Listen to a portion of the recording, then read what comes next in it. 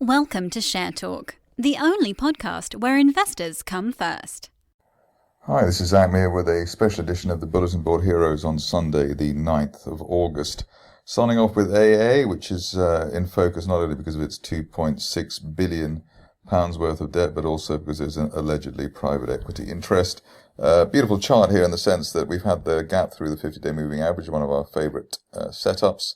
Then the shares found support at the resistance line, the broken resistance line from May around, 27 pence. And while we're above that, looking for at least 35 pence at the 200-day moving average and ideally up to 60 pence at the top of that rising trend channel from February, although I'm not quite sure who would want to pay 60 pence a share for £2.6 billion of debt, but that's the market for you.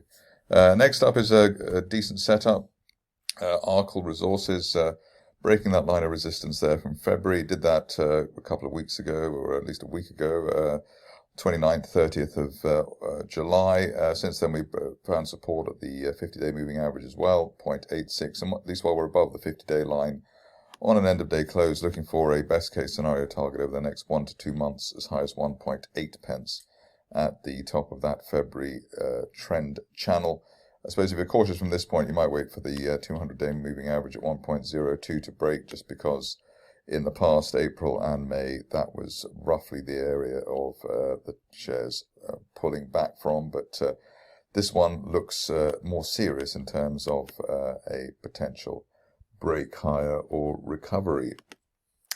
Another good-looking situation is Eris, which is broken this triangle that we've had, I suppose, since April. That line there broken on Friday, around 6.3 pence. And while we hold above that, looking for obviously a retest of June resistance through 7, but bigger picture target over the next 1 to 2 months, so i.e. by the end of September, is the top of that rising trend channel from October up to 11 pence. And the upside really valid while we hold above the floor of the channel. That's a support line there at 5.5 pence. Above 5.5, looking for 11 pence plus. Said before with Eurasia that above 15 pence it could go to 25. That was after the spike that we had on the return from suspension. Current situation is that Friday was a great day technically, obviously also in terms of the share price, but just breaking out of that 1 month triangle for the shares, breaking above the 20-day moving average as well, makes this consolidation here look like a mid-moves consolidation, which means that rather than 25 pence, we can actually look to the top of that trend channel from October up to 30 pence. And that value really, at least while we hold above 18, and if you can risk down to it, obviously while we hold above the 15 pence area, which is the bottom of the July flag on Eurasia mining. Next situation is Fulham Shore, where it's a restaurant play, which is, I think they've raised a couple of million as well, so they're cashed up. Triangle break there, and break of a rising 50-day moving average on Thursday. So that was basically the technical setup completed on that day, and we obviously had good follow through yesterday. Basically closed at the old June resistance, just shy of 8 pence. We actually just broke it, and with that decent weekly close, we're looking for a top of February price channel target up to 14 pence over, once again by the end of next month. Only back below the 50-day line, really now delaying the upside scenario. That's at 6 3/4 pence. Stock which has been a bit of a Cinderella in terms of pharma plays rocketing, because obviously most of them have. We had fusion antibodies deliver a brief spike to £2.20 in April, and it seems that ever since the shares have been trying to get revenge on the longs by bear traps and other false dawns as well. The worst one was in July with that bear trap gap reversal that we had. Even in the last week, we had a bear trap below the 50-day moving average at 93 pence, which was uncalled for, just testing the 200-day line area. But at least while we're above, let's say, the 50-day line now, and that broken line of resistance from July at 93 pence, looking for the top of that broadening triangle at £1.80. And as I have hinted, it seems more likely, given the way that the shares have done their best to shake out the weak hands chasing that situation. Good to see a stock which has had a rather difficult time in terms of its price action over the last few months and perhaps even years. MediaZest, it looks like it's broken out of this triangle, symmetrical triangle there from June. The breakout level 0.05 pence, and at least while we hold above that, maybe allowed down to 0.04.5 rather, looking for a top of December price channel target as high as 0.1. At this stage, already back below the triangle floor, and the 50-day line at 0.04 pence really kills the idea of recovery. Obviously, it's a rather liquid stock, and probably the spread is horrific, but it does look as though there's a decent hint there of higher prices to come. No such doubts as far as Occhio is concerned. After a weak start on Friday, the shares started to push higher and have done rather well on the appointment which was announced by the company. Interesting just in terms of the price action over the last week. We had the gap higher on Monday. The floor of the gap at 15 pence became roughly the new support area, and then we were pushing higher there. Overall big picture target here is hitting the top of that August 1-year trend channel at 35 pence over the next 1 to 2 months, so i.e. by the end of next month.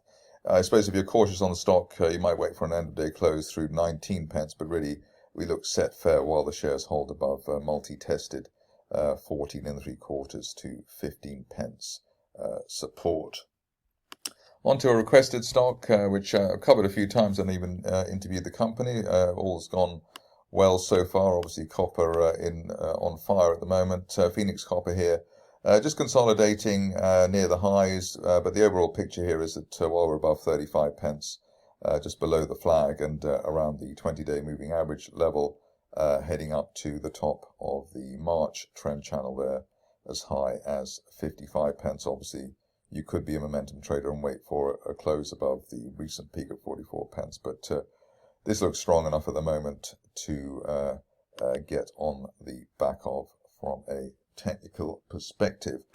Saw some people very proud that they'd bought this stock at the lower levels, probably just when it IPO'd, so near 20 or the low 20s, but I wasn't able to really look at the stock because there wasn't much of a chart. In fact, from a charting perspective, if I had been looking, we did have a gap through that neckline resistance there at 25 pence, so that's probably the earliest signal there on a charting basis. But the good news here is actually that even if you are gloating about how much you made on the stock to date, the weekly close above the initial peak at 32 pence suggests that we could hit the top of that rising trend channel at 70 pence over the next, say, 2 to 3 months. Stop loss on the bull argument back below 30 pence at the moment, which was the support during the week. But very encouraging here that we've had 2 gaps in the last couple of weeks, so that does suggest that the shares really are on something of a tear at the moment in terms of breaking higher. So it looks like a decent momentum play. Finishing off with Zoetic, which had a bit of a flurry late on Friday. Wonderful move through resistance here. It's rising like a Harrier jump jet over the last 3 sessions with the very strong candles there. We had similar strong candles there in June, but then we sort of traded sideways. Nothing wrong with that. That might happen again, but at least while we're above the July peak at say 11 pence, looking for this time to be a decent acceleration. Where the shares could go now, really, while we're above the peak from that's the peak around 10-11 pence previously, looking as high as the February price channel top through 26, maybe even 27 pence over the next 2 to 4 weeks. So it does look very encouraging indeed. Interesting that we had the golden cross there as an early buy signal when the shares were just 9 pence at the beginning of last month, and also the way that over the last couple of sessions the 200-day moving average at 7.4 pence has started to tick up too, so that tends to be a leading indicator on a strong move to the upside. So let's say above 11 pence looks clear for 26 or even 27 pence in coming weeks. That's it for me today. See you again tomorrow. Thank you for listening. Remember to visit our website for more news and other podcasts at www.share-talk.com.